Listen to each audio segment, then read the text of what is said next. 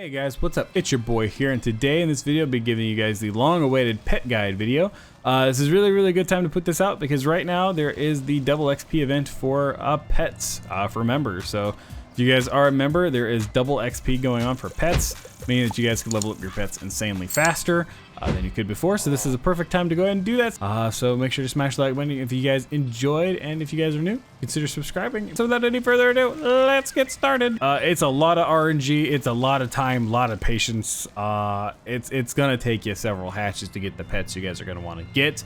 I'm gonna show you guys kind of two methods of how to get the pets you guys are wanting for with the stats you guys are wanting to go for. But before we cover that, I'm gonna cover kind of like some basic pets that are kind of what are considered to be like the best pets or god pets.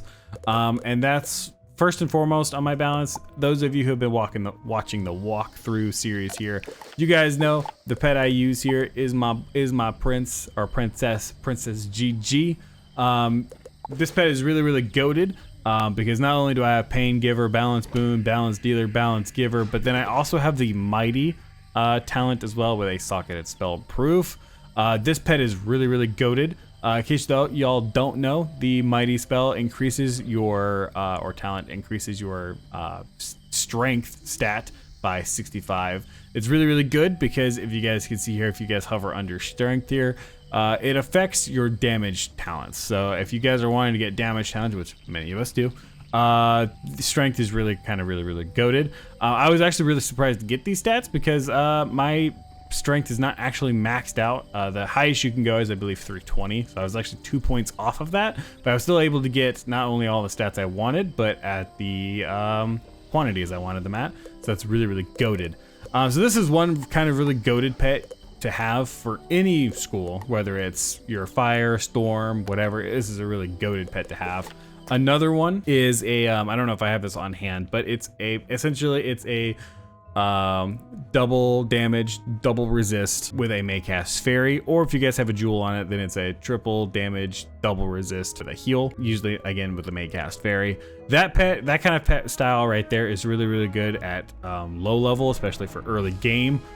Gives you guys like at least, if you guys have, what is it, spell proof and spell defy, that should be about like 15 resist right there added to you. So that's 15 free resist right there starting out at the gate. Really good, really useful. Another pet that's also really good, especially if you guys are doing stuff with energy, is an energy pet right here.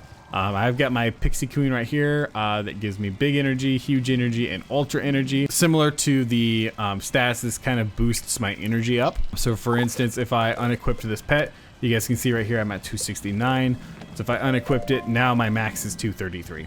However, if I re-equip it, now my max is now 278. So having an energy pet is also really goated, especially if you guys pair it with the Dapper Corgi, because then it's 8 energy just straight off the rip. Even at baby, it's just 8 energy going towards you. So you guys pair that with an extra 8 right there. It's godly. Another one too is what we call like a resist pet or a ward pet. These are really useful for if you are somebody of like the life, ice, or death, or myth who are primarily supporting. It's really good because with that pet on for myself plus my resist gear right here, I'm looking at 81 across the board except for ice, storm, and myth, where I'm almost at 100% immunity. Not the best, but it's also really good. Because it means that I can face tank a lot of hits without having to be in situations where I'm almost dying and my teammates are having to like try and help bail me out. You know what I mean? So it really helps you as a support, allows you to kind of just face tank everything and not really have to worry about much while you guys are supporting your teammates. It's really nice.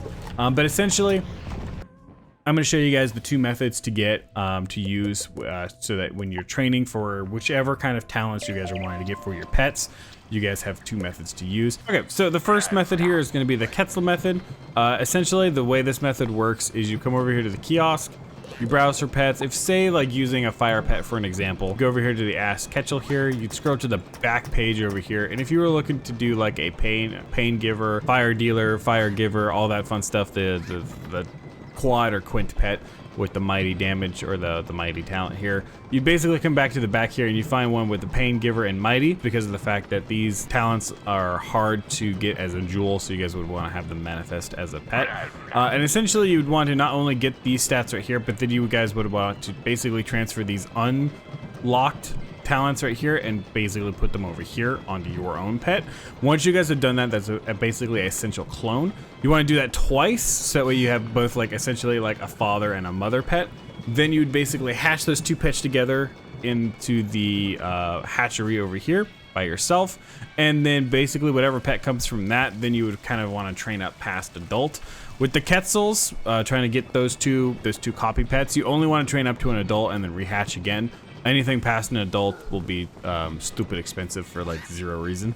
So just put that out there. Now for full transparency, I personally have never used the fire Quetzal method. I just found out about it while researching for this video. However, it seems to work in the community, and some people use this method a lot. So if you guys want to give this method a go for it. It's gonna take you probably 6 to 10 hatches to get those clone pets, plus however many more hatches to actually like do the actual like hatching part of it.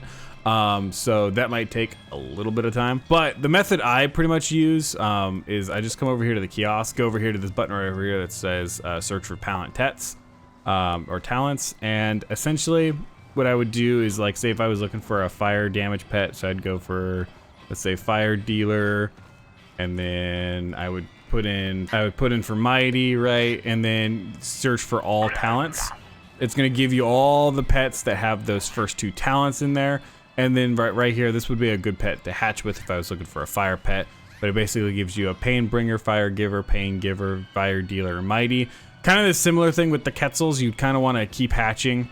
You basically, like, say if I was hatching with this pet, whatever pet I would get from this hatch, I would train up to an adult. Hopefully I get the first 2 out of the 6 stats here, and then rehatch again with this same pet, or a pet with the similar talent pool here. Retrain it up to that point. But yeah, that's essentially what you guys would do. Same thing if you guys are looking for like an energy pet, you just go over there, search up the energy talent you guys are wanting. Same thing for a ward pet or the double damage, double resist, may cast heal pets as well. You can only put in the first 2 talents in there. I don't know why that won't let you do more than like the first 2 talents to search for. You can only search for 2 talents at a time, so that's a little annoying. But yeah, it's essentially how you kind of use the kiosk to kind of like hunt for talent pool you're looking for, and then you just pick whichever pet body you guys are wanting to hopefully hatch for. But yeah, so for full transparency, I just kind of wanted to put that out there just in case, you know, you guys are not having the greatest luck with the fire Quetzal method.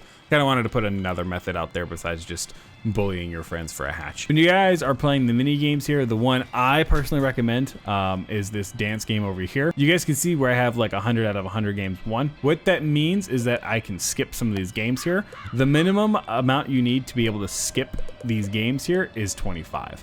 Now skipping allows you to basically just skip the whole dance part itself, and you can just go straight to just giving your pet a mega snack. It's very, very useful. It helps speed up the process of trying to hatch. Now, there is also a pet timer that you guys have to be aware of as well. It's right here, this pet timer right here. Each time you hatch, you will be on a cooldown timer. If you guys are a member, basically meaning if you guys are paying for a membership, it's a 12-hour cooldown. If you guys are Crowns players only, it's a 24-hour cooldown. Now, how you guys can basically make this be obsolete is by the Crown Shop, unfortunately. There are elixirs that you guys can grab right here called the Peruse Potion. Basically resets that hatching timer, so instead of having to wait 12 to 24 hours to hatch again, it resets it to where you can rehatch again in the same day. Obviously, this is going to cost you the most crowns because it's going to be 400 each time, and the parent method that I was telling you guys about with the Quetzals, that's going to probably take you 6 to 10 different hatches just for one pet alone, most likely, or more, depending on how bad your RNG luck really is. So you guys can probably total up and see that this using potions right here are probably going to cost you a lot in grounds, as well as a lot of the times people use gold to instead of having to wait 30 minutes, 3 hours, or 12 hours to wait for the pets to actually hatch. Sometimes they just use gold to just fast hatch. But if you guys don't have gold, there is also a hatching elixir in here as well for 150. And then There's also an energy elixir in here as well, to give you guys more energy, for 250. I'm going to tell you guys an easy method on basically how to give yourselves like a free energy elixir every single time. And that's simply, if you guys start this process early on, like on a low level character, essentially each time you level up, not only do you get more energy, but it also refills as well, right? So like your max energy keeps kind of going up each time you level, and you also, as well as like your health and your mana kind of get refilled each time you level up, so does your energy. So the best way to do it is get close to leveling up, then stop what you're doing, come hatch, train, or if you guys have already done those two parts and you guys are close to leveling up again, maybe use the rest of your energy to go fishing to get yourself some more gold, or take care of your plants to get yourself the mega snacks, and then level up, and then that gives you more, refills your energy, and then you guys can do that again, and it's essentially like a free energy elixir. So I would kind of pair it with doing it like that way, so that way you guys aren't having to waste your money on crowns to buy yourselves the actual energy elixir. So that's one thing to think about as well. Another thing too is that sometimes you guys can get those elixirs by doing some of these events right here, especially the Spiral Showcase, or I'm forgetting the other one, Pet Promenade. That's a big one right there that also gives you some elixirs as well. Especially if the Summer Scholars of Fortune will also sometimes give you guys an elixir right here. So like they have like the major fishing and the energy elixir right here. But those are some things to pay attention to. Now the second method here is if you guys have friends. If you guys have friends, you can skip the kiosk altogether, and you could just come over here. So you basically come over here and you guys step on this pedestal right here. Now once you and your friends step on this pedestal and you guys go in there, you'll be prompted with a screen that either asks you if you want to hatch or lend. If you guys are lending your pet and you're letting somebody else hatch with your pet, do the lend option. It won't cost you any gold. It also won't reset that timer for you. But it'll also give you some rewards as well. However, doing that option will not give you a pet egg. It will not give you a pet egg. I want to make that very, very clear in case, you know, you guys are looking for a way to hatch without having to spend gold. That option will not give you a pet egg. So if you guys are actually wanting to get a pet egg in return, don't use that option.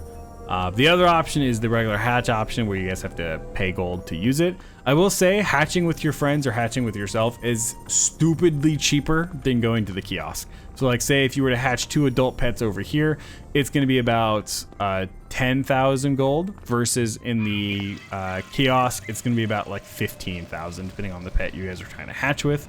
So just keep that in mind. Kiosk is, for some stupid reason, more expensive than if you hatched with yourself or with a friend. So that's why I'm saying, like, if you guys are, if you guys have friends, just bully your friends into hatching with you, especially if they have a pet, body, and stats you guys are looking for. Now, those are basically the 2 methods. There are other ways to kind of get the stats you guys are wanting for, like, for instance, pet jewels, right? You guys can see that on some of your pets, you guys can put jewels. You guys can get them from this boy over here, the Loey Springfield. He's got some jewels over here that you guys can buy. I wouldn't recommend it. These are basically all trash.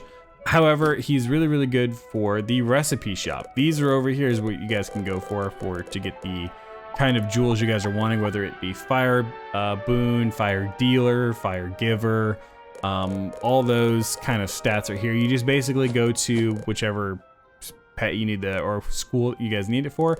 Like you guys can already see here, I've done it for balance, fire, and ice.